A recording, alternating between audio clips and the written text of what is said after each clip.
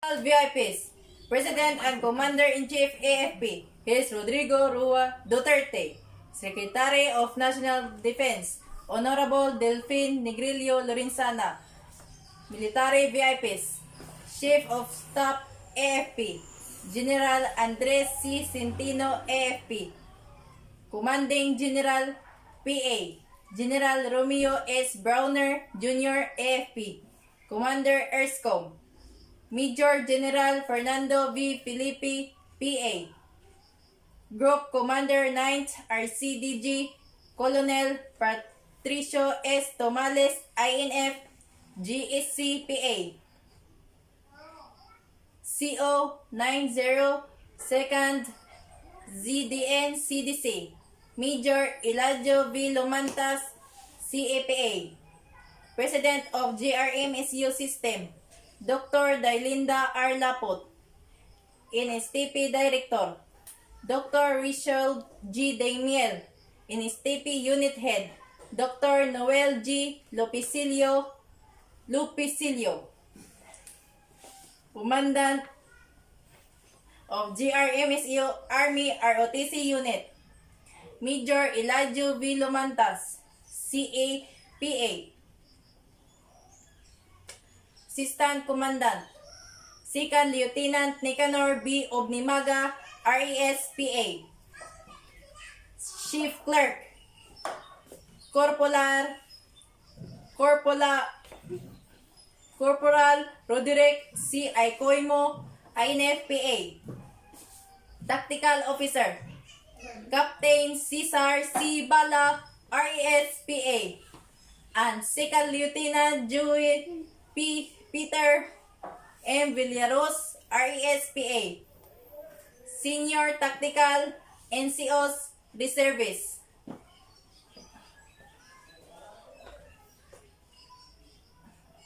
Admin NCO, Sergeant Journal R. Lapot, RESPA. Tactical NCOs Reservists, PFC John Ray A. Maglasang, INFPA. Sergeant Gerald Rich H. Soto, RESPA. Staff Sergeant Michael Ray Elvin S. Boriros, RESPA. Sergeant Nancy E. Aranquez, RESPA. Sergeant Maynard O. Comisilia, RESPA. Private Rodel G. Patangan, RESPA. Private Richie A. De La Rosa, RESPA. Private Charlene E. Tagapan, RESPA. Graduate Military Assistant or GMA. Private Adams N. Sumalpong, RESPA. Private Nelo B. Ligradilla, RESPA. Private Jefferson Paglinawan, RESPA. Private Rico Jack G. Tawataw, RESPA. Private Glenn Mar G. Olinan, RESPA. Private Shahara May M. Jalen, RESPA. Private Gisrel M. Pasculado, RESPA. Private Vincent Jubilee G. Cadano, RESPA. Private Ray Ardayaw, RESPA. Private John Ray P. Baladares, RESPA. Private Juven Ray E. Sakal, RESPA. Private John Fritz C. Cuenca, RESPA. Private John Paul P. Yorong, RESPA. Private B. Andicoy, RESPA. Private Vance Alistair L. Pagasian, RESPA. Private Mark Jel S. Lagamon, RESPA. Private Lysel Faith D. Carino, RESPA.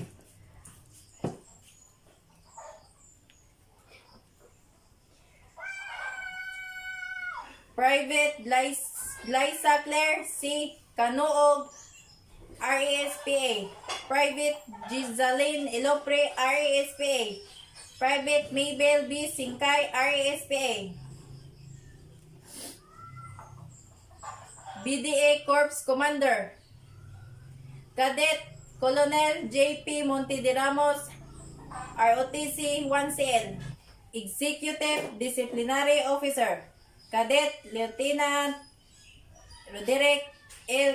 Cadorna, ROTC 1CL. BDA S1 Adjutant Officer. Cadet LTC Bless T. Manlupig, ROTC First Class. BDA S2 Intelligence Officer. Cadet LTC Ronel B. Bailon, ROTC First Class. Cadet BDA Sergeant 3 Operation Officer. Cadet LTC Ramil P. Samson, ROTC First Class. BDA Sergeant 4 Logistic Officer.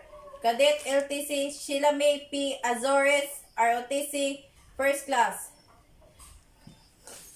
BDA Sergeant 7 Liaison Officer. Cadet LTC Jamaica S. Lagudas, ROTC First Class. 1st Battalion Commander. Cadet LTC Jomare T. Usabel, ROTC First Class. 2nd Battalion Commander. Cadet LTC G4 C. Ferigura, ROTC First Class. 1st Battalion of Executive Officer Disciplinary. Cadet Major John Mark T. Cleminia, ROTC First Class. Battalion Sergeant 1 Adjutant.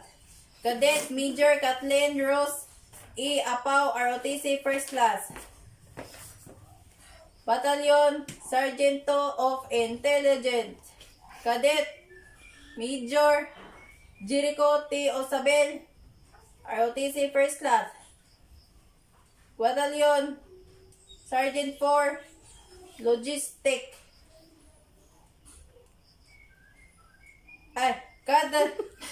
Battalion Sergeant 4 Logistic. Cadet Major Aluna Jane B. Alfon, ROTC First Class. Battalion Sergeant 7 Liaison.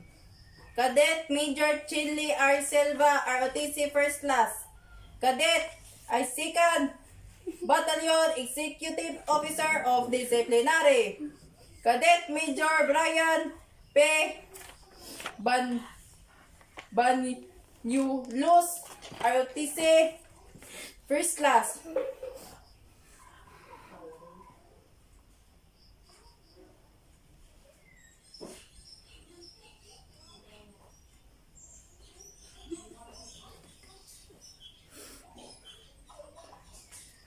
Battalion Sergeant 1 Adjutant. Cadet Major Rubilin B. Magnawong, ROTC First Class. Battalion Sergeant 3 of Operation. Cadet Major Remark O. Lakay, ROTC First Class. Battalion Sergeant 4 of Logistics. Cadet Major Merijoy C. Maghinay, ROTC First Class. Battalion Sergeant 7 of Liaison. Cadet Madge Rowila Bernadette B. Kinilog, ROTC First Class. Cadet Major Mire Cres A. Lidama, ROTC First Class. Cadet Major Aaron G. Kalasang, ROTC First Class. Cadet Major Stephen J. F. Takliad, ROTC First Class. Cadet Major Juvenal P. Katilok, ROTC First Class. Cadet Major Christian G. Sardane, ROTC First Class. Cadet Major Arian Faye N. Palangan, ROTC First Class. Cadet Major Baby Janela G. Cañete, ROTC First Class. Cadet Major Gino E. Carbonilla, ROTC First Class. Cadet Major Kent O. Dampayla, ROTC First Class. Cadet Major Remart S. Anyo, ROTC First Class. Cadet Major Brittany D. Agwet, ROTC First Class. Cadet Major Rickman V. Cabanag, ROTC First Class. Cadet Major Mark Jen L. Prociso, ROTC First Class. Cadet Captain Lester V. D. Icao, ROTC Second Class. Cadet Captain Richards is Zamuras, ROTC Second Class. Cadet Captain Joseph B. Miral, ROTC Second Class. Cadet Captain Erwin T. Palumares, ROTC Second Class. Cadet Captain Aurelio L. Flores Jr., ROTC Second Class. Cadet Captain Kent Roy F. Maghanoy, ROTC Second Class. Cadet Captain Rowan Vincent A. Sumanduran, ROTC First Class. Cadet Captain Jefferson N. McKinley, ROTC Second Class. Cadet Captain Blaze Jason H. Whiting, ROTC Second Class. Cadet Captain May Angel S. Conato, ROTC Second Class. Cadet Captain Rimar B. Bimos, ROTC Second Class. Cadet Captain John Kenneth B. Desirdo, ROTC Second Class. Cadet Captain Jonathan D. Gumanad, ROTC Second Class. Cadet Captain Kevin M. Delicano, ROTC Second Class. Cadet Captain Lench Kyle S. Abapo, ROTC Second Class. Cadet Captain Loville Jean T. Maginsay, ROTC Second Class. Military professionalism. Men who adopt the profession of arms submit their own free will to the law of perpetual concurrence their own accord. They reject their right to live where they choose, to say what they think, to dress as they like. From the moment they become soldiers, it needs but an order to settle them in this place, to move them, to that separate them from their families and dislocate their normal lives.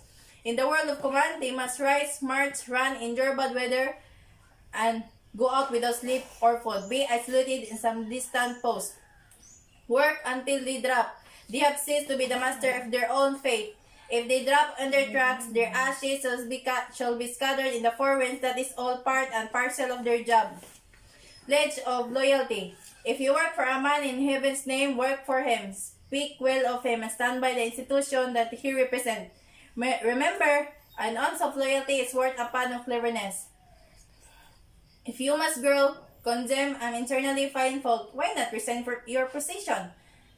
And when you are in the outside, damn to your heart content. But as long as you are part in this institution, do not condemn it. If you do, the first high wind that comes along will blow you away, and probably you'll never know why. Military courtesy. An act of politeness, civility, and respect that personnel in the military organization accord to one another. Military discipline. It is a state of order and obedience existing within the command. Military leadership. It is the process of influencing men in such a manner as to accomplish the mission. Military secrecy. What you see, what you hear, when you leave it here. Salute is the highest form of courtesy. General orders. GO1, to take charge of this post and all government property in view. GO2, to walk my post in a military manner, keeping always on alert and observing everything that takes place within sight or hearing. GO3, to report all violation of orders and I am instructed to enforce. GO4, to respect all calls from posts more distant from the guardhouse than my own. GO5, to quit my post only when properly relieved. GO6, to receive, obey, and pass on the sentinel who relieves me all orders from the commanding officer, officer of the day, and non-commissioned officer of the guard only. To GO7, to talk to no one except in line of duty. GO8, to give the alarm in case of fire or disorder. GO9. To call the commander of the guard in any case not covered by instruction. GO10. To salute all officers, colors, and standard not case. GO11. To be especially watchful at night and during the time of challenging. To challenge or person on or near my post and to allow no one to pass without proper authority.